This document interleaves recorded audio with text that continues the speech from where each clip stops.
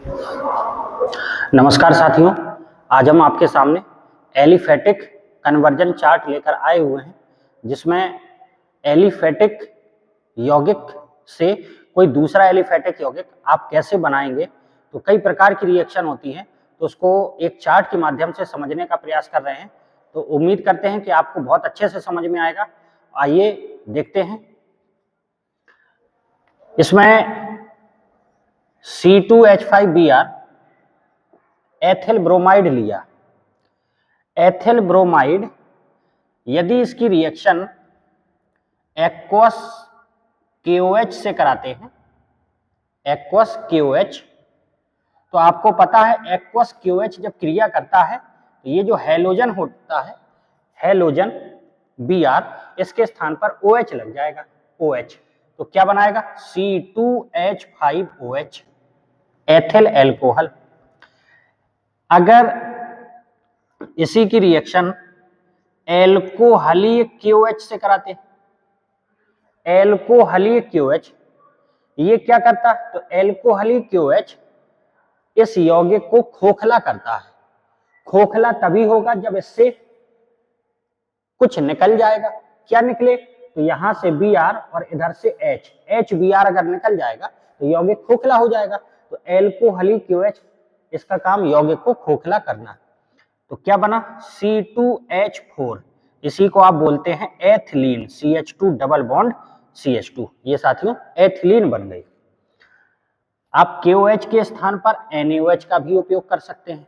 आगे देखिए, ये जो C2H5OH है, यदि इसकी रिएक्शन सांद्र H2SO4 ताप 140 डिग्री सेंटीग्रेड या एल्यूमिना Al2O3 ताप 250 डिग्री सेंटीग्रेड, तो होगा क्या? अच्छा, इसी एथिल एल्कोहल की रिएक्शन सांद्र H2SO4 ताप 160 से 170 डिग्री सेंटीग्रेड या एल्यूमिना 350 डिग्री सेंटीग्रेड। आप इस सांद्र H2SO4 के स्थान पर, सांद्र H2SO4 के स्थान पर, यहां पर, ना कि यहां पर, H2SO4 के स्थान पर आप H3PO4 फास्फोरिक अम्ल का भी उपयोग कर सकते हैं। तो होगा क्या कि जब टेम्परेचर कम रहेगा तो इसके दो अणु मिलकर जल निकालेंगे। जब दो अणु मिलकर जल निकालेंगे तो आप अलग से देख लीजिए, C2H5OH प्लस C2H5OH, जब टेम्परेचर कम होगा तो दो अणु मिलकर जल निकालेंगे। तो OH और H2O निकल गया। क्या बचा आपके पास? C2H5OC2H5, मतलब die ethyl ether, die ethyl ether. और यदि टेम्परेचर ज्यादा है, 160 है या 170 है या एल्यूमिना में 350 है, तो एक ही अणु से जल निकल जाएगा। जब एक ही अणु से जल निकलेगा तो HOH मिलके H2O निकल जाएगा। तो आपके पास क्या बचेगा? C2H4, इसको क्या बोलते हैं? एथिलीन। ठीक है, ये बात क्लियर हुई। इसके बाद यही एथिल एल्कोहल यदि इसका ऑक्सीकरण कर दिया जाए, ऑक्सीडेशन,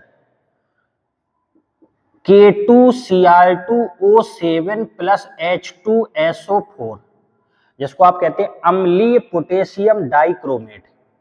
आप चाहें तो इसके स्थान पर पोटेशियम परमैंगनेट भी ले सकते हैं, KMnO4 प्लस H2SO4। एल्कोहल का ऑक्सीकरण जब होता है तो एल्डिहाइड बनता है। दो कार्बन का एल्डिहाइड क्या होगा? CH3CHO।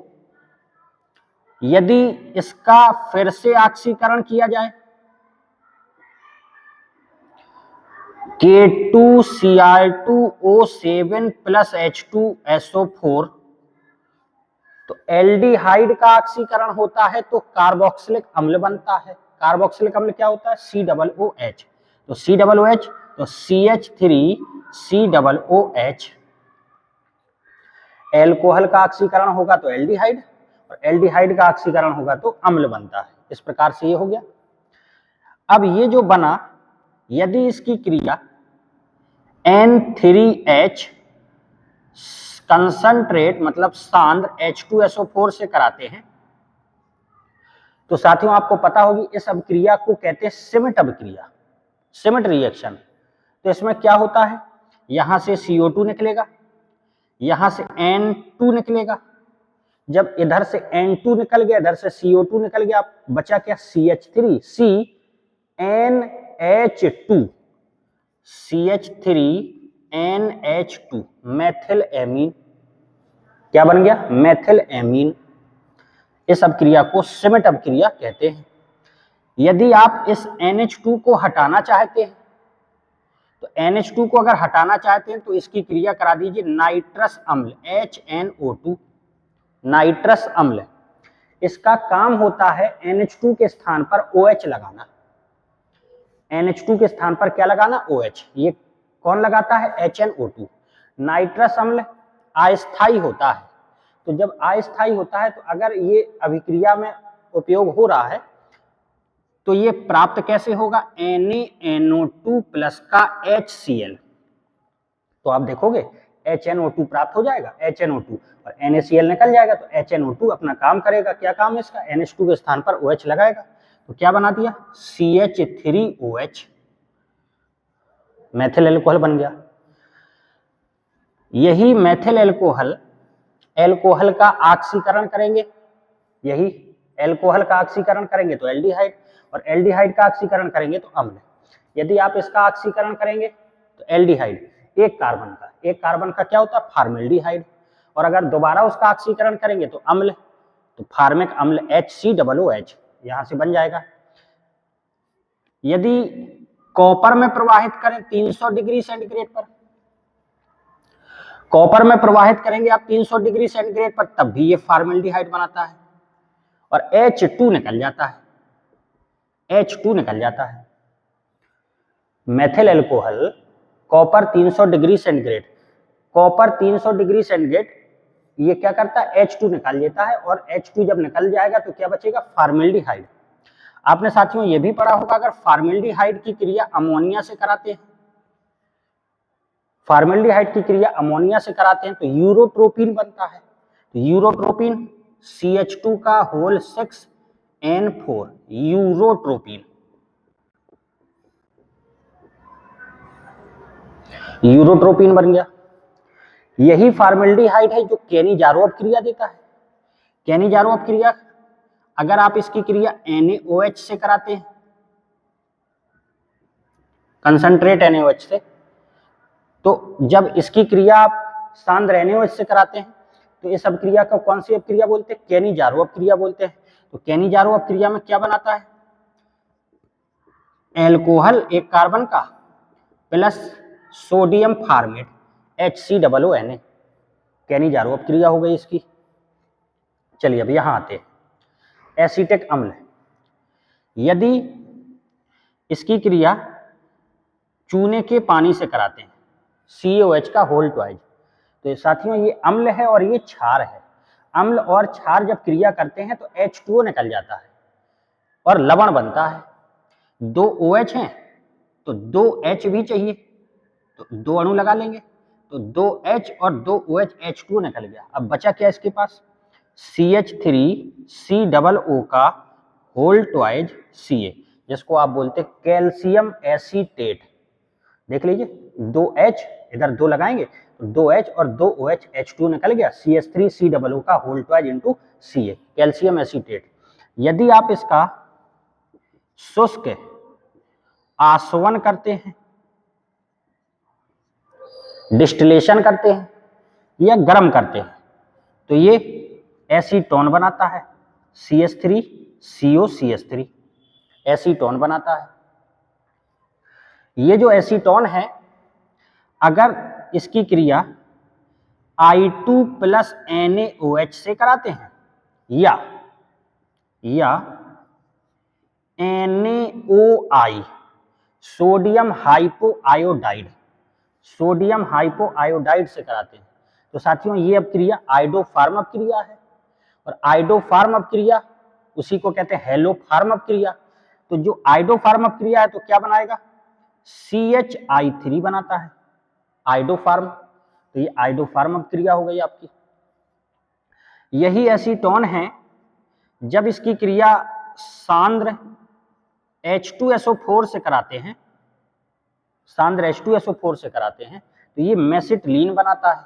इसके 3 अणु लगते हैं और ये मेसिटिलीन बनाता है। तो मेसिटिलीन इस प्रकार से एक कोना छोड़कर इधर CH3, एक कोना छोड़कर इधर CH3, ये आपका मेसिटिलीन बन गया। ठीक, तो देखिए एसीटोन आइडोफार्म अपक्रिया से CH3। अब आप कहेंगे CH3 बनेगा तो और क्या बनेगा, और साथ में क्या बनता है CH3COONA plus NaI plus H2O, ये आइडोफार्म अपक्रिया हो गई।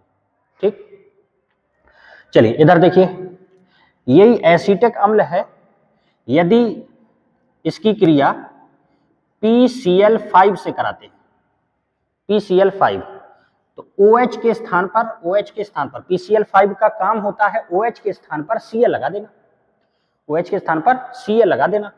तो CH3COCl बन गया एसिटिल क्लोराइड। PCl5 के स्थान पर P+Cl2 भी लिखा हो सकता है। PCl5 या P+Cl2 या SOCl2, थायोनिल क्लोराइड, SOCl2, सभी का काम क्या होता है, OH के स्थान पर क्या लगा देना, Cl। एसिटिल क्लोराइड इसका नाम है। अगर इसकी क्रिया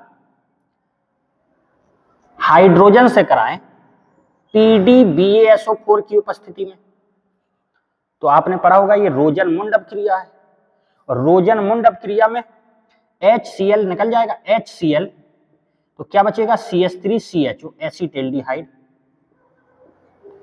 ये हो गया।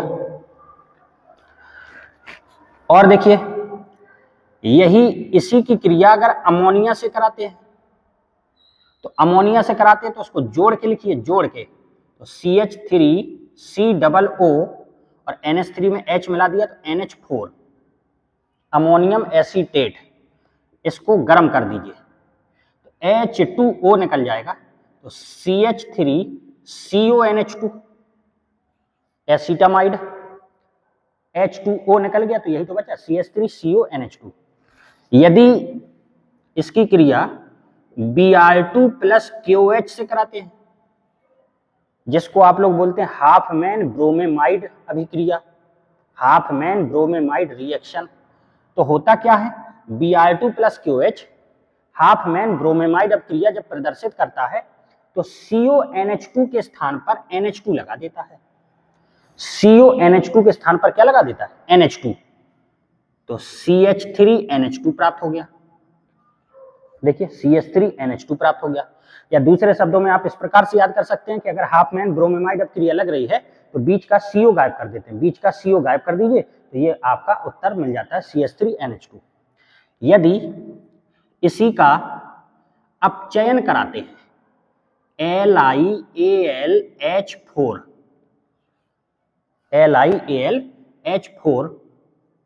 अगर अपचयन कराते हैं तो अपचयन का मतलब होता है O को हटा दीजिए और इसके स्थान पर H को लगा दीजिए, तो O हटेगा और H जब लगेगा तो क्या बनेगा, CH3CH2NH2 ethyl amine, CH3CH2NH2 ethyl amine बन गए।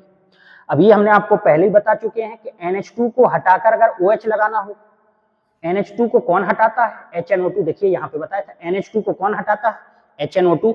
HNO2 का काम क्या होता है, NH2 को हटाकर उसके स्थान पर OH लगा देना। अगर ऐसे यहाँ पे करते तो यहाँ पे OH लगेगा तो क्या बन गया, एथिल एल्कोहल बन गया, एथिल एल्कोहल। अच्छा, यदि इसी की रिएक्शन P2O5 से करा दें, P2O5, तो P2O5 जल सोख लेता है, तो P2O5 अगर जल सोख लेगा तो H2O निकल जाएगा, H2O, और H2O निकल गया तो आपके पास बचा क्या, CH3CN, मेथिल साइनाइड। ठीक है, मेथिल साइनाइड। P2O5 जल को सोखता है, जल को सोखेगा तो H2O निकल जाएगा तो आपके पास CH3CN बचा। यदि अम्लीय जल अपघटन करा दें, अम्ल की उपस्थिति में जल से क्रिया, इसको कहते हैं अम्लीय जल अपघटन, हाइड्रोलिसिस। तो हाइड्रोलिसिस जब कराएंगे तो साइनाइड CN बदल जाता है COOH में, CN बदल जाता है डायरेक्ट COOH में, तो क्या बन गया CH3COOH। फिर से आप एसीटिक अम्ल के पास पहुंच गए, फिर से आप एसीटिक अम्ल के पास पहुंच गए। यदि इसी साइनाइड का अपचयन करा देते आप, अपचयन LiAlH4, अगर अपचयन करा देते तो जब साइनाइड का अपचयन होता है तो CN मतलब साइनाइड बदल जाता है CH2NH2 में, CN बदल जाता है CH2NH2, या दूसरे शब्दों में आप ये कह लीजिए 2H इधर लगा दीजिए, 2H इधर लगा दीजिए, क्या बन जाता CH3CH2NH2। ये इस प्रकार से रिएक्शन हो जाती, ठीक। यही एसीटिक अम्ल अगर इसकी क्रिया P2O5 से कराते, इस एसीटिक अम्ल की क्रिया P2O5 से कराते तो इसके दो अणु मिलकर जल निकाल देते। हम अलग से समझा देते हैं, CH3COOH अगर दो अणु मिलकर जल निकालते, कब? जब P2O5 के साथ क्रिया कराते तो H2O निकल जाता, तो क्या बचता CH3CO का होल ट्वाइस O। देख लीजिए CH3CO का होल ट्वाइस इंटू O, इसको क्या बोलते हैं एसीटिक एनहाइड्राइड। तो यहाँ पे अगर P2O5 के साथ एसीटिक अम्ल की क्रिया कराई तो CH3CO का whole twice O acetic anhydride बन जाता, ठीक है साथियों, एसीटिक एनहाइड्राइड बन जाता। आगे देखिए, यदि इसी एसीटिक अम्ल की क्रिया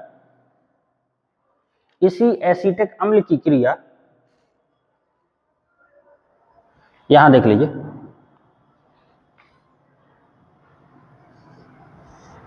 इसी एसीटिक अम्ल की क्रिया एथिल एल्कोहल से कराते या मेथिल एल्कोहल से कराते, सांद्र H2SO4 की उपस्थिति में। अम्ल और एल्कोहल जब भी क्रिया करता है, अम्ल और एल्कोहल जिस प्रकार अम्ल और क्षार क्रिया करके लवण बनाता है, H2O निकाल देता है, अम्ल और क्षार क्रिया करके लवण बनाता है, H2O निकाल देता है। उसी प्रकार अम्ल और एल्कोहल भी क्रिया करता है और H2O निकालता है, लेकिन एस्टर प्राप्त होता है। तो आप देखिए OH और H मिलकर H2O निकाल दिए, OH और H मिलकर H2O अगर निकाल दिए तो बचा क्या आपके पास CH3COO, CH3 भाई OH और H निकल गए तो CH3COO C2H5 एथिल एसीटेट, ये क्या बन गया आपका एस्टर, ये एस्टर बन गया। एक बार फिर से देखने का प्रयास करिए, एथिल ब्रोमाइड, यदि यही एथिल ब्रोमाइड है, अगर आप इसकी क्रिया सोडियम से करा दें, शुष्क ईथर, ड्राई ईथर की उपस्थिति में, तो यही अब क्रिया बोर्ड जब क्रिया बन जाती है। अब बोर्ड जब क्रिया में 2NaBr निकल जाएगा, C4H10 बनेगा, जिसको आप कहते हैं नॉर्मल ब्यूटेन। एथिल ब्रोमाइड, तो कहने का मतलब हम आपको इस चार्ट के माध्यम से ये समझाने का प्रयास कर रहे हैं कि किससे क्या बनता है, किसका क्या काम होता है। एथिल ब्रोमाइड अगर आप Br को हटाना चाहते हैं तो एक्वस KOH से क्रिया कराई तो OH लग गया, देखिए OH लग गया।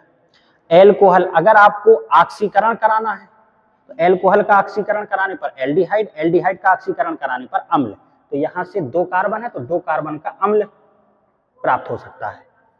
अगर इस डायरेक्शन में नहीं जाना है, अगर आप इसको सांद्र H2SO4 के साथ गर्म करते 140 या 160, अगर ताप कम होगा तो 2 अणु मिलकर जल निकालेंगे तो ईथर बनेगा, डाईएथिल ईथर, और अगर ताप ज्यादा है तो 1 अणु ही जल निकाल देगा तो एथिलीन बन जाएगा, एथिलीन बन गया। ये एसीटिक अम्ल जब बनेगा आपका, अगर आप N3H से क्रिया कराओगे, N3H से क्रिया कराओगे तो सिमेट अप क्रिया है, सिमेट अप क्रिया है तो देखिए मेथिलेमीन बन जाएगी, CO2 निकल गई, N2 निकल गई, CH3NH2 बचेगा तो बना दिया। अगर आप NH2 को हटाना चाहते हैं तो NH2 को कौन हटाता है? NH2 को हटाने का काम HNO2 का। HNO2 का काम क्या है? NH2 के स्थान पर OH लगा देता है, देखिए OH लग गया। अब मेथिल एल्कोहल, एल्कोहल का अगर ऑक्सीकरण कराना है तो एल्डिहाइड, एल्डिहाइड का ऑक्सीकरण कराएंगे तो अम्ल। एक कार्बन है तो एक कार्बन का एल्डिहाइड HCHO फार्मिल्डिहाइड, और एक कार्बन का अम्ल फार्मिक अम्ल HCOOH, ये हो गया। दूसरा तरीका हमने बताया आपको कि अगर कॉपर में प्रवाहित कर दे 300 डिग्री सेंटीग्रेड पर तो इसका काम होता है H2 को निकाल दीजिए, H2 निकल जाएगा तो अपने आप फार्मिल्डिहाइड HCHO फार्मिल्डिहाइड बना। फार्मिल्डिहाइड की क्रिया अमोनिया से कराते हैं तो आपने पढ़ा होगा, ये यूरोट्रोपिन बनाता है। यूरोट्रोपिन का सूत्र क्या है? CH2 का होल 6N4। यही फार्मिल्डिहाइड है जो केनिजारोव क्रिया भी देता है। केनिजारोव क्रिया में आप NaOH से क्रिया कराते हैं, NaOH से क्रिया कराते हैं तो मेथिल एल्कोहल और सोडियम फार्मेट बनाता है, ये केनिजारोव क्रिया हो गई। अब एसीटिक अम्ल जो है, एसीटिक अम्ल, इसको देखिए, ये मेन है, ये मुख्य है, इससे आप ज्यादातर उत्पाद बना सकते हैं, प्रोडक्ट बना सकते हैं। अमोनिया से क्रिया कराई, जोड़ के लिख दिया, गर्म कर दिया तो H2O निकल गया, H2O निकल गया, H2O निकल गया तो क्या बचा? CH3CONH2 एसीटामाइड। यदि आप इसको हाफमैन ब्रोमेमाइड क्रिया कराते हैं Br2+KOH से तो बीच का CO गायब कर दीजिए तो CH3NH2 बन गया। अगर इसका अपचयन करा देते हैं तो अपचयन कराया तो O के स्थान पर H लगा दीजिए तो CH3CH2NH2। और ये आपको पहले से पता है, NH2 को हटाना हो तो कौन हटाता है? HNO2। तो अगर बाई चांस हटाना होता तो OH लग जाता, HNO2 से क्रिया कराते तो एथिल एल्कोहल बन जाता। यहाँ पे और आगे जब ये बना, अगर इसकी क्रिया P2O5 से करा दे तो P2O5 का काम होता है जल को सोखने का, जल और हटा दीजिए, H2O हटा दिया तो CH3CN बन गया। और अगर ऐसी स्थिति आ जाती है कि अगर इसका अम्लीय जल अपघटन करा दें, जल अपघटन का मतलब हाइड्रोलिसिस, अम्ल की उपस्थिति में, एसिड की उपस्थिति में, अम्ल की उपस्थिति में जल से क्रिया तो CN डायरेक्ट बदल जाता है COOH में, तो देखिए COOH लगा दिया। यदि इसका अपचयन कराते हैं, अपचयन कराइएगा तो H जोड़ेगा, H जोड़ेगा तो 2H इधर जोड़ दीजिए, 2H इधर जोड़ दीजिए तो क्या बन गया? CH3CH2NH2 बन गया, CH3CH2NH2। यहाँ पे आ जाइए। अगर इसकी क्रिया PCl5 से कराते हैं तो PCl5 का काम ही होता है OH के स्थान पर Cl लगाना। अब ऐसा काम कौन कौन करता है? तो PCl5, PCl3, अलग अलग कर दो, P+Cl2 या SOCl2, थायोनिल क्लोराइड, सबका काम OH के स्थान पर Cl लगाना, लगा दिया। अब अगर इसकी क्रिया हाइड्रोजन से कराते हैं, PDBSO4 मतलब PDBSO4 की उपस्थिति में अपचयन कराते हैं, ये सब क्रिया को रोजन मुंडअप क्रिया कहते हैं। तो रोजन मुंडअप क्रिया में अब देख लो, HCl निकल जाएगा, HCl निकल जाएगा तो CH3CH एसिटिल्डिहाइड बन गया। आपने इसकी एक रिएक्शन पढ़ी होगी, एल्डोल संघनन, एल्डोल कंडेंसेशन। तो एल्डोल कंडेंसेशन में एसिटिल्डिहाइड की क्रिया एसिटिल्डिहाइड से ही होती है, मतलब एसिटिल्डिहाइड के दो अणु संघनित हो जाते हैं, एसिटिल्डिहाइड के दो अणु संघनित हो जाते हैं। ये क्रिया किसकी उपस्थिति में होती है? डाइल्यूट NaOH, तनु NaOH की उपस्थिति में, या BaOH का होल ट्वाइस, बेरियम हाइड्रोक्साइड की उपस्थिति में, या K2CO3 पोटेशियम कार्बोनेट की उपस्थिति में एल्डोल संघनन होता है। तो इसके दो अणु आपस में क्रिया करके और एल्डोल बनाते हैं, उस सब क्रिया को एल्डोल संघनन कहते हैं। तो ये एसिटिल्डिहाइड बना देता। चलिए आगे बढ़े। इसी की क्रिया अगर एल्कोहल से कराएं तो ध्यान रखिए, अम्ल अगर क्षार से क्रिया करेगा तो लवण बनेगा, और अम्ल यदि एल्कोहल से क्रिया करेगा तो एस्टर बनेगा। इसने एस्टर बना दिया। इसी एसीटिक अम्ल की क्रिया अगर क्षार से कराई थी तो कैल्शियम एसीटेट, शुष्क आसवन करा दिया तो एसीटोन बन गया। एसीटोन ही है, एसीटोन। यदि आइडोफार्म अब क्रिया कराते हैं I2+NaOH, ये ना कहेगा तो NaOI कहेगा, तो CHI3 बना दिया, आइडोफार्म प्लस CH3COONA प्लस का NaI प्लस का H2O। यही एसिटिक एसीटोन है, एसीटोन। यदि इसका भी ऑक्सीकरण करा देते हैं K2Cr2O7 प्लस H2SO4 तो ये भी बनाता है एसीटिक अम्ल CH3COOH। एसीटोन का ऑक्सीकरण कराते हैं तो एसीटोन का जब ऑक्सीकरण कराएंगे तो ये भी काय में बदल जाता है? एसीटिक अम्ल में बदल जाता है। तो ये भी एसीटिक अम्ल बनाता है। इतनी बात क्लियर हुई साथियों। अब यदि